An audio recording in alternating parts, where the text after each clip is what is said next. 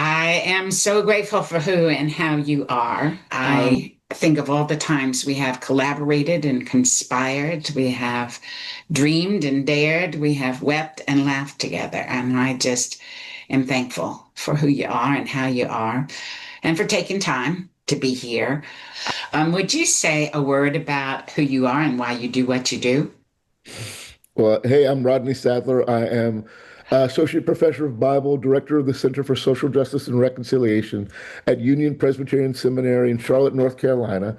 I was pleased to be able to go to Howard University, so one of the premier African American institutions in the country, was trained there to be about understanding how our people have always contributed to the world and want to make sure that we make the best contributions that we can. I was trained at Howard University School of Divinity with some of the most amazing theological scholars in the country.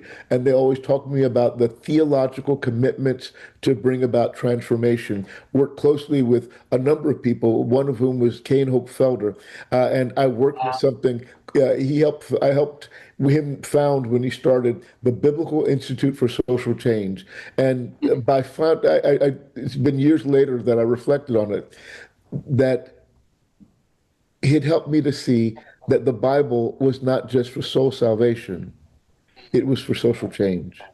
And we need to be involved in utilizing that power that we find in the text to unleash new narratives of freedom and liberation in the world. So, with all of that, how is it that you reckon with churches who are by and large theological justifiers for the very systems and theologies that are oppressing people, that are attacking people, that are brutalizing people day after day after day? Well, I think that I pray that I never surrender those churches to that sort of broken ideology, broken theology. I hope my job is to awaken in them a different sense of understanding of what it is that the text has said, what it is our theology should be in response to that text, and how it is that we're supposed to enter the world. I don't believe that the church is ever meant to be, as Dr. King called it, a polite social institution for those who are living comfortably in the world. That we should not sit silently behind the anesthetizing silence of stained glass windows. I think that we were always to be in churches, energized to go out into the world to bring about transformation. One of the lines that most inspires me when I read scripture is the simple line, a throwaway line from the Lord's Prayer, as it said in the book of Matthew, Thy kingdom come, thy will be done on earth as it is in heaven. And it reminds me that our job is to be about the manifestation of God's kingdom on earth, not somewhere else, but on earth, so Right. that the church's job is always to be about transformation. So one of the things I like to do is when I'm engaged with congregations is to stir them up, to have them question what the tenets of their faith are, and if they're tenets of their faith, leave them comfortably within the sanctuaries, and leave them comfortably in a faith that comes to church on Sunday and comes to church on Wednesday, and for the rest of the week goes on about its life. Then that's Because how not, did that happen? I mean, if the biblical text is so clear yeah. in sending us out as a movement to transform the world, how did we end up with so many churches who simply justify what's happening right now? Some of the awful, brutal things that are happening right now Because I are think that excused by the church. yes, yes, yes. I think in a very real way, and please forgive me for jumping in there, but I think in a very real way, the church represents power. Mm. Faith community represents power. And because we have such a strong commonplace in the Bible and in the manifestation of the church, for years, people have claimed the church in their struggles for justice, freedom, and liberation, or for oppression and the maintenance of a status quo.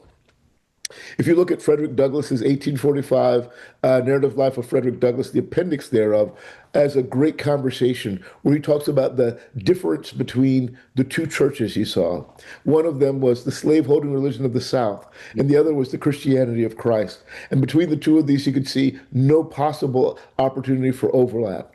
And I think that what we dare not to recognize today is that an entire section of our faith community is the unrepentant,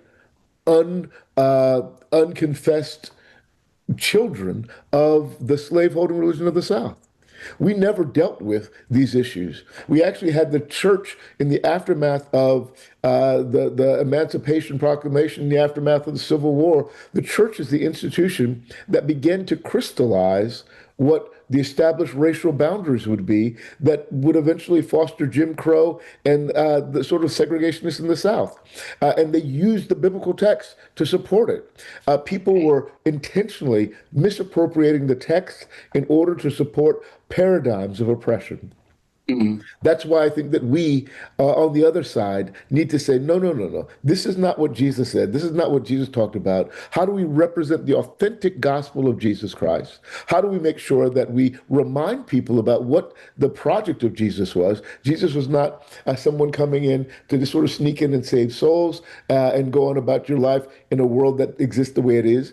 Jesus talked about bringing a kingdom that would transform everything and spent his time feeding hungry people, spent his time talking about the brokenness of this world, welcoming those who are strangers, aliens, and outcasts back in, healing those who are sick. Jesus spent his time doing those things that made for a more just and more equitable society. And if we think about a Christianity that looks like Jesus, it's one that's very different from what the world has lifted up as its paradigm. So I think that we need to reclaim the authentic story of who Jesus is. And we need to make sure that as we are living into this, we talk about the transformative possibilities of this narrative in the midst of the larger world. So, does that have a lot to do with proximity, Hmm. with where we are and who we listen to, what stories we know?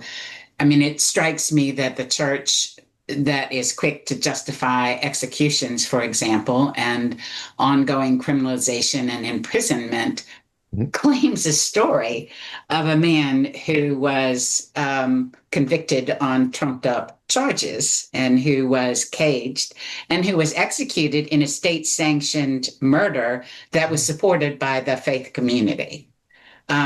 How is it that folks who claim that story are so distant then from the very realities that are in our world that parallel much of what was happening?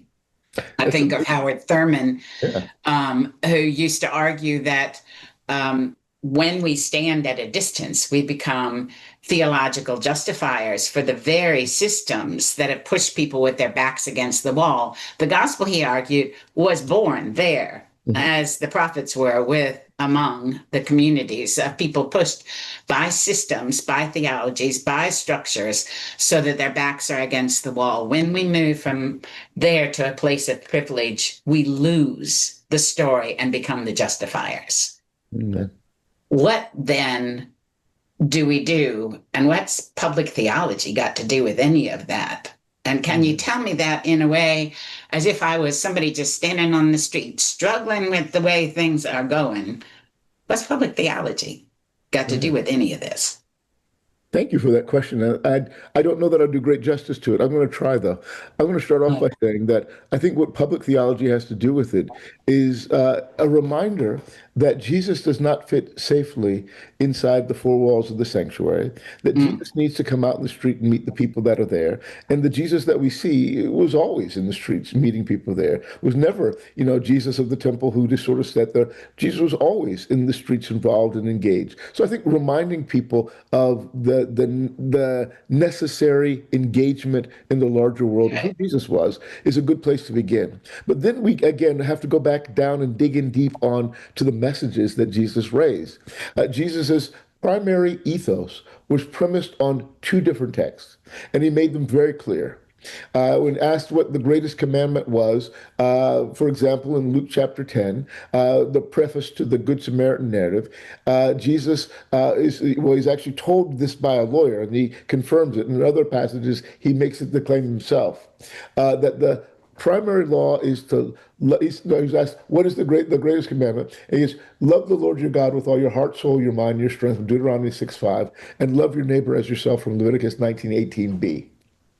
And you say, well, hold on now, you've already violated it. We asked what the one great law was. And the point is that you can't separate those two laws. Those two laws are inseparable. You can't say that you love God if you don't love humanity. 1 John chapter 4, verses 20 and 21 says it better than anything else. How can you say you love a God you've not seen if you Right. don't love your brothers and sisters whom you have seen? There's a necessity of engaging and caring for those who are around us if we are to say that we love God and we express God. So I think that the church needs to remember, it needs to be remembered, i.e., reconnected with itself, its history, its story, so that it can find again the authenticity of the need to express this sort of greater vision of love. It needs to be remembered to a larger understanding of the fight for justice and truth in the midst of the larger world. It needs to be remembered to the fact that it was never supposed to be aligned with the powers and principalities, because, as you said, quoting Thurman, those who have their backs against the wall, we're going to talk about the gospel. I love the way he divides between Jesus and Paul. Paul, he's sort of a guy that sits in well with the system. Jesus, if you fell into a ditch, would be another Jew in a ditch. Was crucified like so many other Jews on a cross.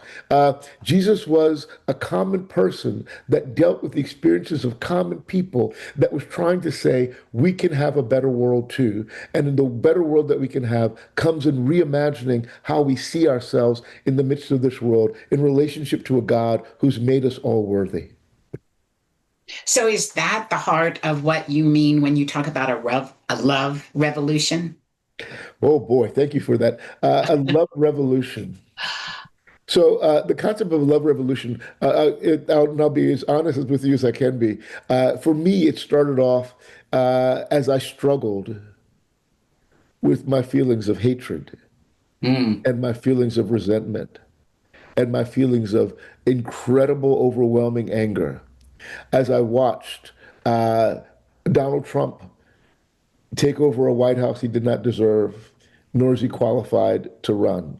As I watched him fire qualified people because of the color of their skin, as I watched him take neighbors and arrest them and throw them into vans and send them to torture prisons in Central America and now in Alligator Auschwitz in Florida, as I watched him give constant support and encouragement to Benjamin Netanyahu as he's engaging in a genocide in Gaza. And the feeling that there's got to be something that we can do to overcome, overthrow, over whatever. And then being constantly pricked inside by God with the sense that you're not called to hate, you're called to love.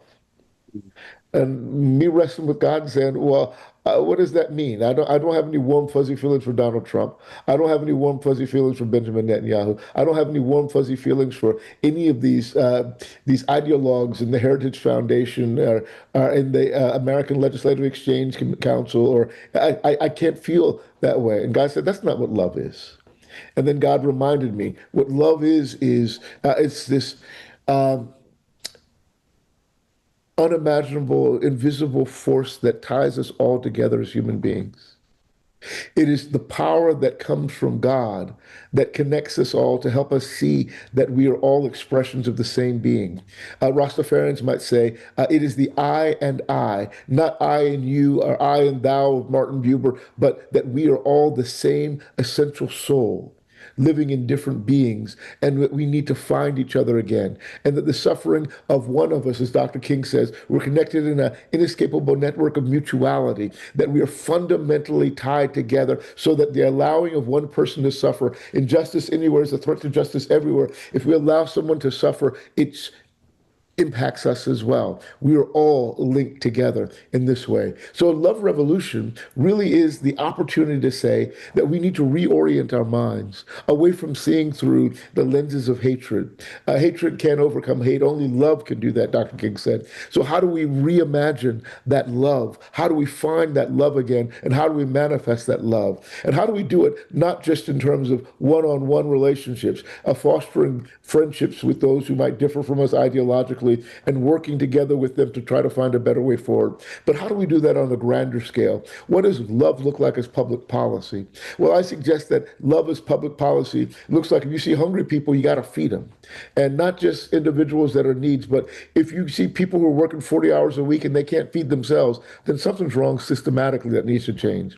And if you see unhoused people, what's going on with them that they're unhoused, particularly those who are working 40, 60 hours a week, but because of the extravagantly high cost of living where you are, they can't find a place to stay that they can afford. How do we make sure that we are not just shifting individuals' lives, charity, working on individuals' lives, that people who are broken trying to fix them, charity, but we're thinking in a much broader sense to reimagine societies and structures in which we live so that they're more fair, more just, more equitable, and that they truly do the best that they can do to uplift those who are suffering on the end. That's what love looks like.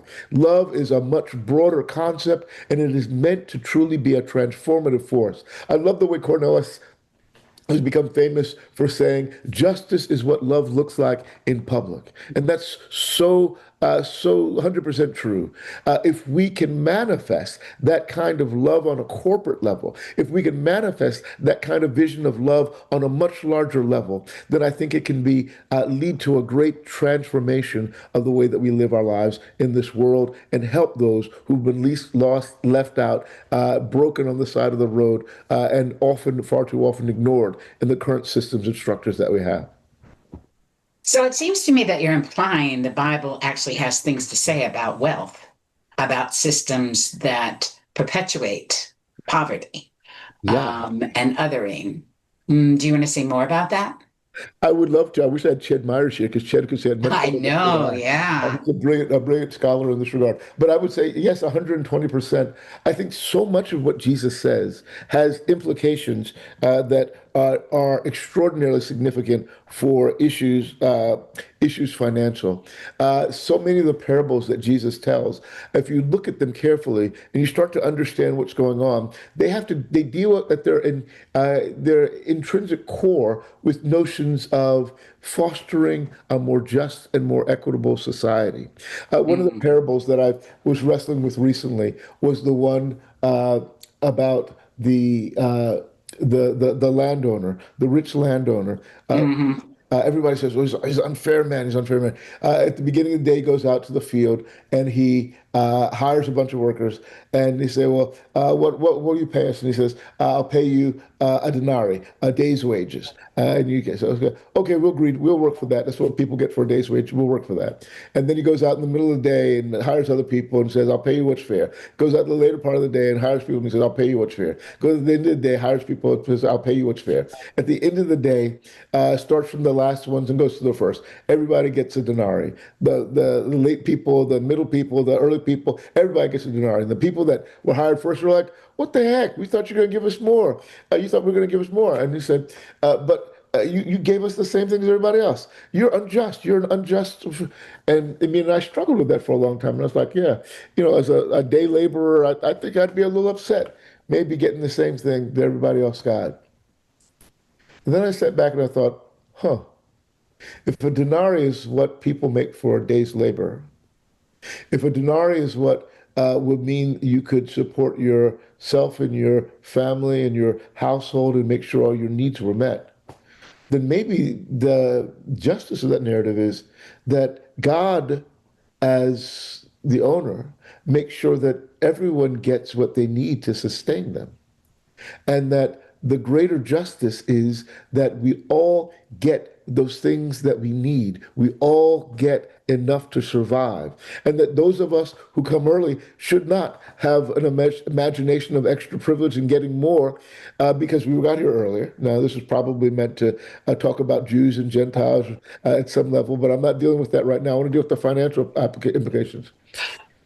The primary point here is that God wants to make sure that everyone has enough. If we had a system that was in place that made sure that no matter what you did, no matter how others valued it, no matter how it was viewed by others, everybody got access to enough. Maybe you couldn't work a whole day, but you still need to support your family.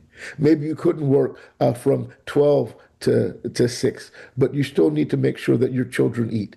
Uh, Maybe that's what God is trying to say, that God is trying to work for enough. If we look at those other wonderful passages, of course, the one that we always go to is that Acts chapter 2 passage of, on Pentecost. I love it. William Turner, long ago, my professor, mentor, pastor from Durham, used to teach at Duke years ago, a very big Pentecostal pastor, holiness pastor. One of the things he used to say is that when you see this passage in Acts chapter 2, you should realize that this is the result of the Spirit's presence in our lives. And the Spirit's presence throughout Luke Acts always brings about issues of justice.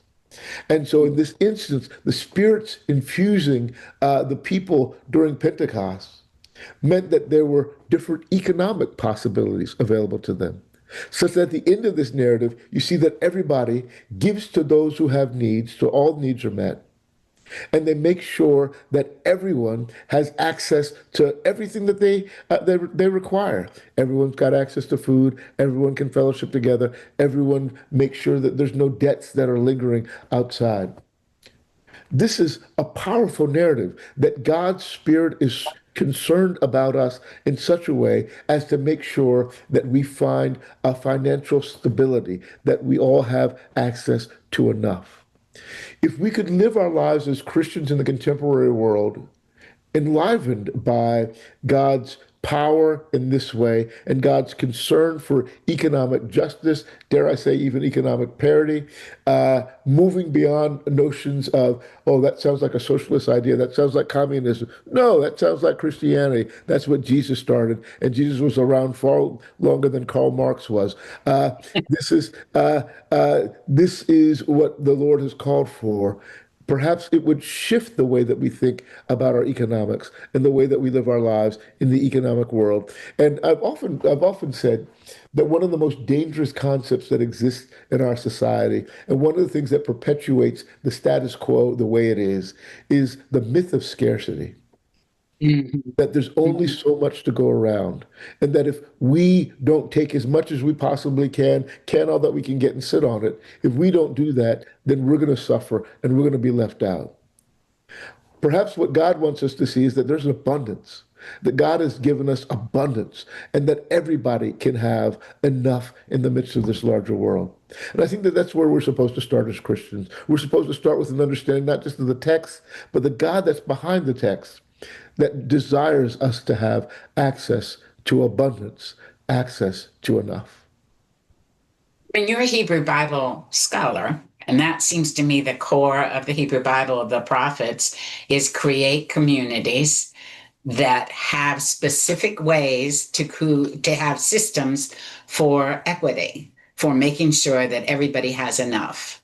And that includes economics. So it's not charity, it's not helping out one or two or three people. It's an economic system that lives out the abundance instead of the scarcity. Do you see that happening anywhere in your communities where you are present and working?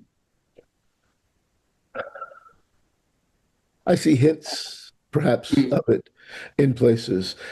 One of the places I work with here in the city of Charlotte is the Galilee Center Ministries, and it is a wonderful place. It was an old church building that was an Anglican church that shut down, and they tried to figure out what to do with it. And they said, "Well, why don't we open up our doors?" So that we can give access, free or reduced costs, to different ministries that are doing different things that need the space in order to function, to feed people who are hungry, to make sure that people have access to education, to make sure that people have access to services in Spanish who are Latino, who are immigrants, to make sure that we have that programs that are that will deal with healthcare in the community have a place to spend some time. And I think opportunities like this give us the place not just for the charities to function, but for a larger concept of justice and inter relationship to begin to develop. I've seen recently these wonderful new food co-ops that are growing up in different places that are trying to say, why don't we work together? And if we grow a little bit of food, we can share that little bit of food with others who have it. And if you grow a little bit of food, we can begin to develop networks of exchange within our own communities that make sure that no one's going without and that no one's having to be left behind. But I think in order for a true manifestation to fully occur, we've got to move to a different level. And that's a level of changing not just our policies within our extra governmental organizations, but we got to change the policies within our government as well. The policies that truly do influence the way that people are treated within our community. And I think that one of the things I'd love to see faith communities do more of, instead of just doing wonderful work within their congregations that amounts to charity in the end, training people to use the social capital that they bring to the congregation. Well, this guy over here is a teacher. What might she teach? This woman over here is a lawyer. What might she bring to the larger issue? This person over here is a doctor, a healthcare specialist, nurse. What might they bring to a reimagination of the way the system works? How might we together work to put pressure on city council, county, the General Assembly, the federal government, the Congress? How might we begin to effectuate visions of larger change? And I think that the church has far too often allowed the world to determine what it's able to do instead of saying we've got to step out there and we've got to bring these visions, these ideas, these concepts thought out, reimagined, whatever, to the larger public square and engage with the broken systems that are there and say, we've got a better alternative. And that goes to your work around reimagining. What does imagination have to do with any of this? And how do we begin to reimagine this country, reimagine what it means to be church, reimagine ministry? Well, thank you for that. And I think when I think about Reimagining America project, a Reimagining America project is actually a truth and reconciliation process that a friend of mine and I, Jennifer Roberts, former Mayor of Charlotte, and I started about 5 years ago. We were out in the streets the first day of the George Floyd uprising in Charlotte, and we realized that it looked like a number of white supremacists were trying to lead the crowd into the beginning parts of a civil war, a black against white. They wanted to get people to start firing bullets and then cause this kind of motion. And there was a lot of tension out there. And as we looked at each other, we said, we've got to stop doing the same old common dance, i.e., people come out, protest, city council says, we're going to do everything to change everything, and they do nothing. And then the police say, oh, we're going to fix these things that are wrong with the system, and they do nothing. And then they get somebody to come down from the police department in Washington, the police, federal, whatever, and they say, oh, look how wonderful all the changes that they made, and they're not going to bring you together and tear gas you, and they're not going to do these things. Aren't you happy? All right. And then things go on, and then 2 months later, the same thing happens again. So we said, why don't we do something different? Why don't we look at transforming the larger systems and think about the work it would take to do it? And before we do that, why don't we make sure that we show people what's actually going on? So the first part of Reimagining America project was to say, let's see clearly what is going on. Let's let you see the way that race impacts housing, and race impacts healthcare, and race impacts education, and race impacts every dimension of life, environmental justice, environmental issues. So how does race impact every dimension of life in society? And in as much as it's influencing every dimension of life, how is it that it's limiting all of our potential to be the best America that we can be, economically, socially, politically, whatever? And then once we've identified the problems that exist, let's think about what things would look like if we got them right. What would it look like? What would imagination look like? So how do we imagine the kind of country we want to live in? What would the systems that were in place look like? What would the policies that enforce those systems look like if we got things right? What things would have to change? What injustices might have to be addressed? What redress might need to be made for past exploitation? How might we begin to look at all of these things and then begin to work towards a system that has the possibility of change? I love this idea of imagination as a powerful tool, though. I've talked before about the notion of narrative shaping the way that we live our lives in the world. And narrative is nothing without if it's not fueled by imagination. A narrative that's trapped within the extant state, narrative that's trapped in the status quo, narrative that's trapped in the extant injust is a broken narrative. We need a reimagined narrative, a narrative that allows us to think about possibilities and push the boundaries of what is. And only once we have that sort of reimagined vision of what can be, might we live into something different. Walter Brueggemann talks about this sort of as the prophetic imagination, i.e., seeing what God sees and seeing with God's eyes and allowing that to infuse the present. And I've often said to my students when I teach in class that if you've got a society that refuses to allow God's vision in, refuses to acknowledge that there is another vision, then the extant is all that's possible. God's vision, the reimagined world, explodes the reality that's there and makes a new possibility of a new future attainable, accessible, makes you able to manifest it. And I was going to ask you about, and I know we have a short amount of time left, but what do you see the role of music, of visual art, of dance, of embodied joy playing in movement work and in reimagining? I've met so many friends who have worked in justice issues. And one of the things I remember hearing them say all the time is, if it ain't fun, I'm done. Yeah. This notion that that part of this work should be life-giving. It should be joy-inspiring, and it should be animated with art. It should be animated with song. Getting involved with the moral movement here in North Carolina, one of the things that we emphasized from the very beginning was the notion of the necessity of singing freedom songs, Mm. of singing songs that touch the soul, that unite us all together, that serve as a communion of sorts when we're standing around in the midst of a protest outside in the middle of February and when you're freezing your behind off. But you can sing a song and you feel that warmth that goes through and it unites us all and it gives us a common vision of we shall overcome. Yes, we shall overcome. And not only am I saying that, but you're saying that we're saying it together. It gives us that opportunity to come together in a different way over something beautiful, something transformative. And all sorts of artwork is inspirational.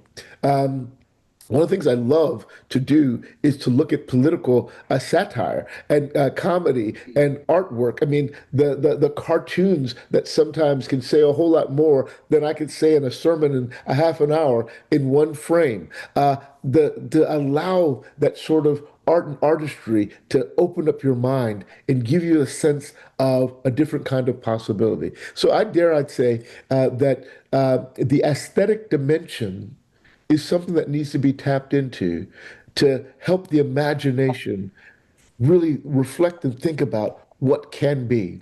Otherwise, we stagnate. The mind stagnates. The mind gets locked into a sense of routine that ultimately hinders its ability to progress. So there's something necessary about art, artistry, and aesthetics for movement building and for the possibility of social transformation. You recently sent me a picture of a mural on a wall that said something inside so strong, which we know as part of Freedom School Yeah. singing. And 2,000 young people between 18 and 30 singing this song are going to go teach in freedom schools. And it was written by a British songwriter who was wrestling with the pushback of his being gay and who was struggling with what was happening in South Africa during the middle of apartheid. And it just strikes me that that connects Mississippi Freedom Summer, Mississippi Freedom Democratic Party with the anti-apartheid work in South Africa, with queer communities push to be visible and to have rights with the many movements that are happening. Um, what do you feel when you see that mural? What is it for you? Um, the song goes something inside so strong, though you're doing me wrong, so Yeah. wrong. I Knowing know I that can I make it can though you're make it. doing me wrong. Yeah. Yeah, I know that I can make it. Yeah. How do we encourage, build communities so that people find that strength in themselves and in others, in being with others, that something inside so strong believe that that's possible? What does that look like to create kingdoms, communities? Amen. Amen. I want to answer this in two ways. I want to at least two Okay. different ways. But I want to start It off was by kind of a saying, meandering question. Yeah, no, go but it's ahead. wonderful. It's a wonderful question. I want to start off by saying I sent you that picture when I was walking through the Aida refugee camp in Mm, Bethlehem in Palestine. And I was watching, the people that were there and they're dealing with the struggles of what's going on and looking at the various graffiti that were on the walls around the city and seeing what was being said, how they were representing themselves, and that there were graffiti that were brought about by people from around the world who came there mm, to participate so that they could make a mark for the call for freedom. And as I was sitting there, it hit me, it struck me, something inside so strong.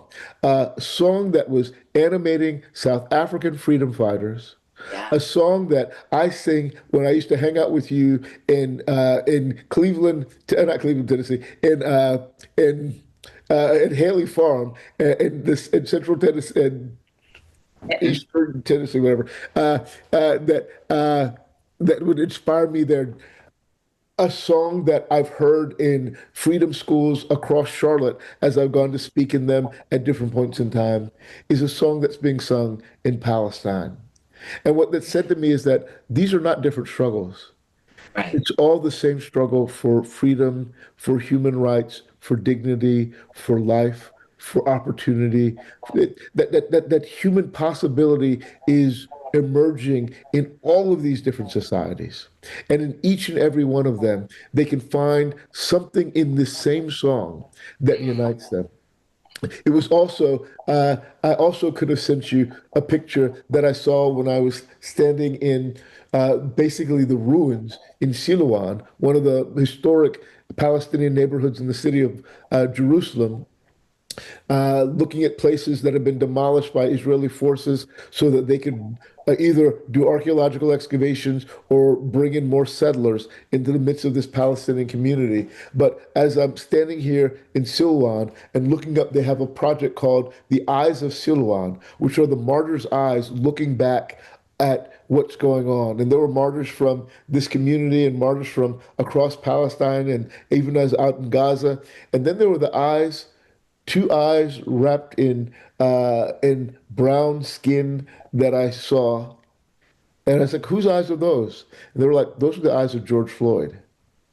And I realized that the struggle that they have for freedom is not disconnected from the struggle that I have for freedom. That all of these struggles for freedom are connected. So, one of the things that reminds me is that we've got to work together.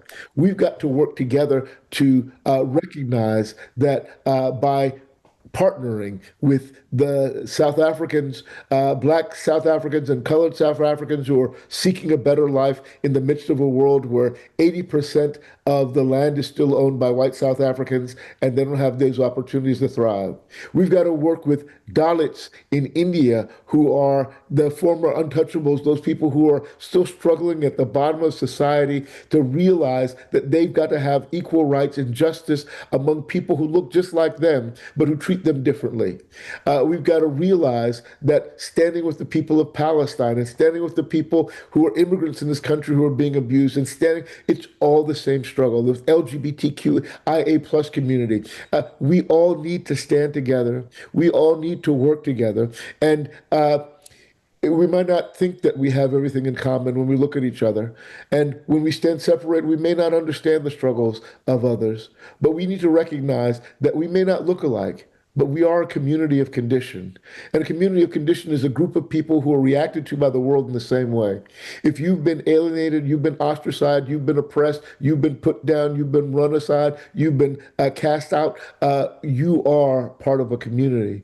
And we need to work together as that community, come together, unify as a community, fusion politics, working together to foster change. And we need to recognize that even when I have a victory, I can't stop working. I got to work for your victory because your victory is important to me too. Our victories are only going to be possible as we come together, and we can't leave anyone behind. So I think the seeing that sign, that's sort of what it led me to think about. But then the second part of your question is, what did that notion mean? Something inside so strong. I think something inside for so strong for me means that there's an unconquerable dimension of the human soul. Uh, and it's not necessarily an isolated one in my soul versus in our collective soul. There's something about us that makes us realize that we're not made to be oppressed, and we're not made to be left out, and we're not made to be to underachieve our potential. And the world is better when we're all able to achieve our potential. There's something inside that is so strong that we need to nurture it. We need to lift it up. We need to encourage all people to live up to their full potential. And when I think about this notion of something inside so strong, it reminds me of the fact that we all have agency. And as an American person, a person who lives in a theoretical democracy, I realize that democracy is only strong as a democracy if each and every individual within that democracy has the ability to effectuate change. And they realize that ability and they foster the kind of world that they want. If the world that they want is not achieved, then they've not done the job yet that they need to do. We need to work together to bring about the kind of changes that we want to see. There's something in us that is undeniable, that is strong enough to live up to these circumstances and situations, and that can bring about the kind of change that we want to see. And dare I say, if I could be this for our last part of this question, if I could be somewhat theological, I say that something so strong is Jesus. I'd say that something so strong inside of us is that essence of God that lingers in each of us. Dr. King might have said it is the indelible mark, the imago Dei, the indelible mark of the Creator that is imprinted within us that says, you're worth more, you're worthy of more, you have the power, you can bring about change, the world will bend for you. Thank you, my friend.